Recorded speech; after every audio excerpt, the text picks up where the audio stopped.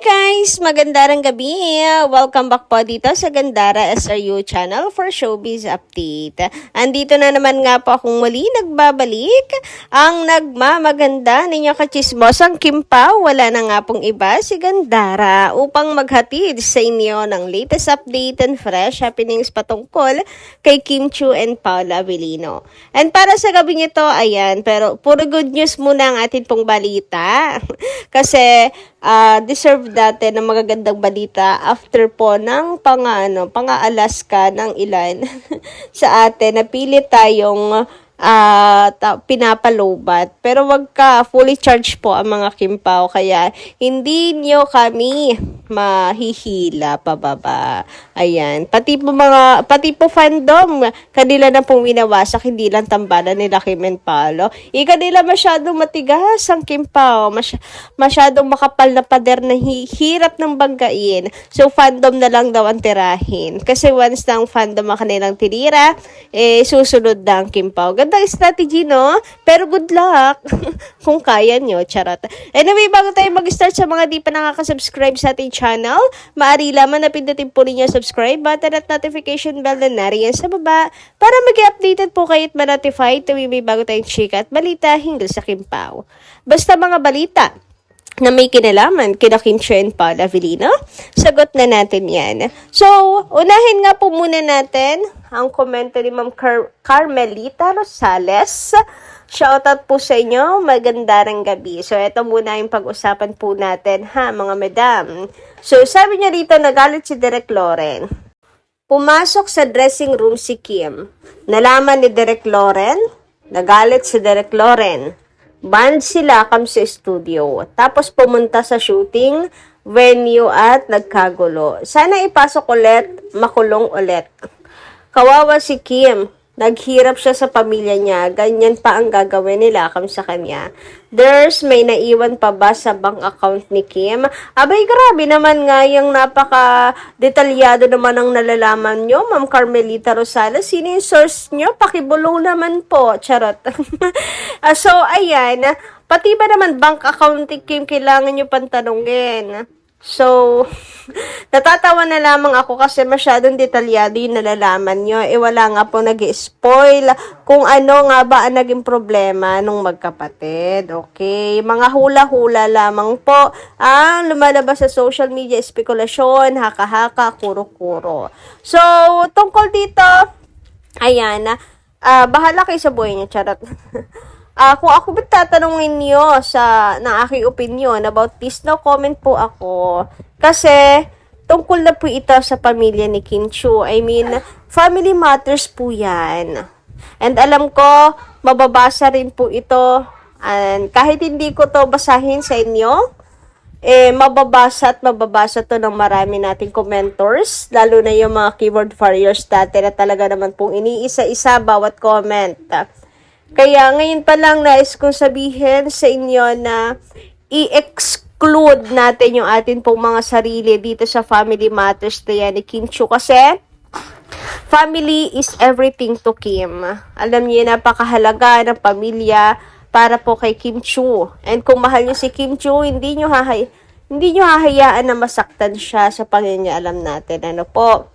Kaya, labas po natin ang ating mga sarili dyan. Ipag-pray na lang po natin na maging okay ang lahat. Maging okay ulit sila ni Ate Lakam. And naniniwala ako na mangingibabaw ang pagmamahal nilang magkapatid sa isa't isa. And misunderstanding lang po yung nangyari.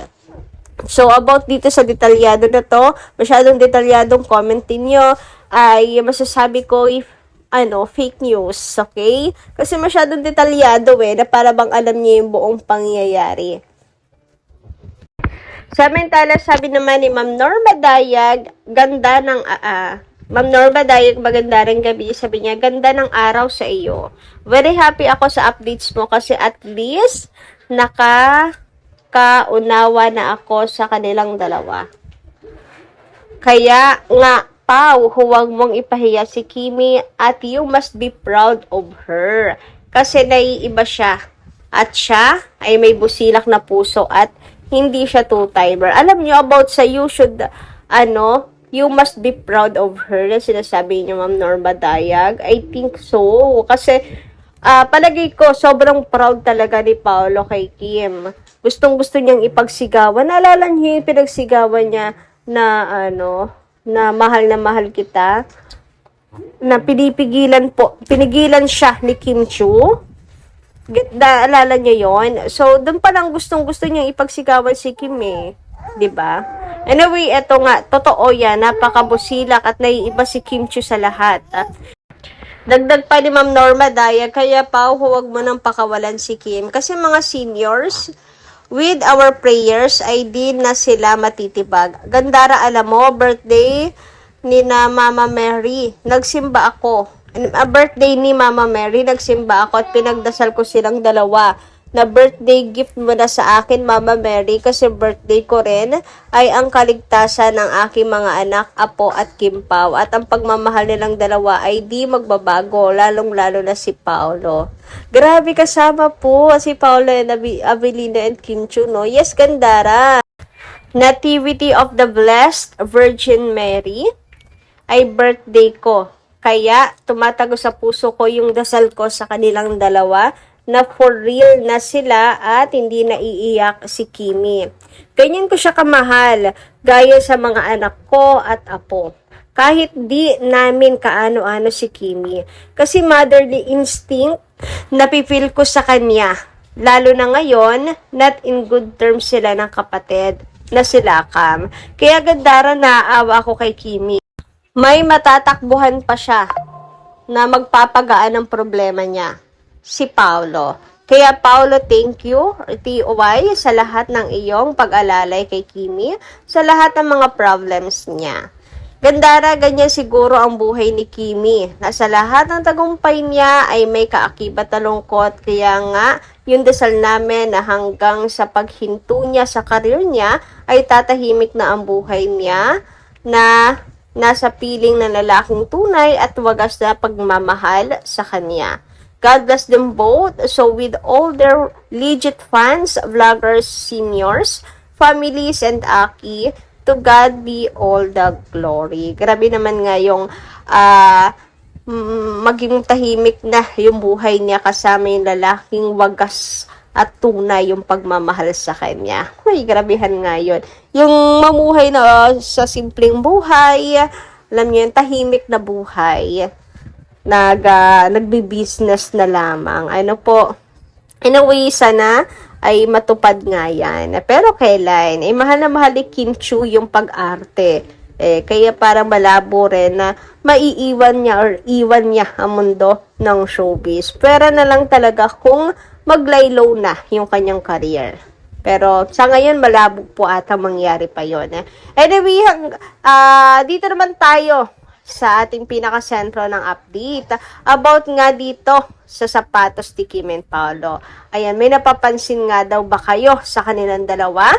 Sa England nila, pasimple pa sila Kim and Paolo. Nagdala naman ng couple shoes. Hindi pa sabay na sinuot. Sayang naman. Pero para couple pa rin, ayan, sinuot pa rin sa England. Ay, grabe naman nga yan. Nakikita nyo?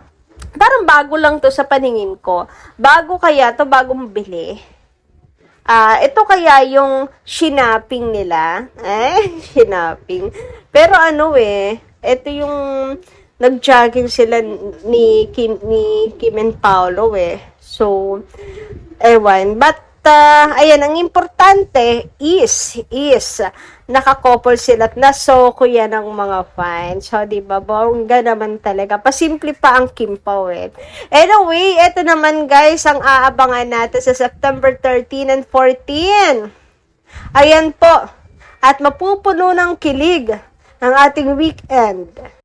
Dahil ang Kim Pao sa September 13 and 14 ay nasa All TV. Simula September 30 to 14, mapupuno ng kilig ang weekend, prime time sa All TV, Sayaw Weekend ng All TV.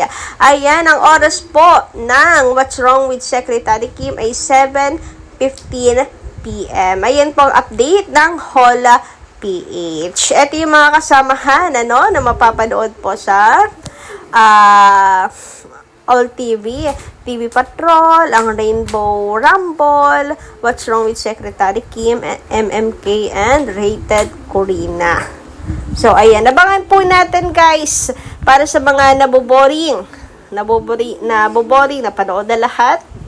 Kung boring po kayo sa September 13 and 14, ito po abangan nyo sa All TV. Kahit napanood nyo na po ang What's Wrong with Secretary Kim, ay aanyayahan ko pa rin po kayo muli na panoorin po ito. Wag po tayong magsawa na suportahan ang mga palabas nila Kim and Paolo. So, yun lang muna guys, ang ating update para po sa gabing ito. Maraming salamat po sa inyong pakikinig.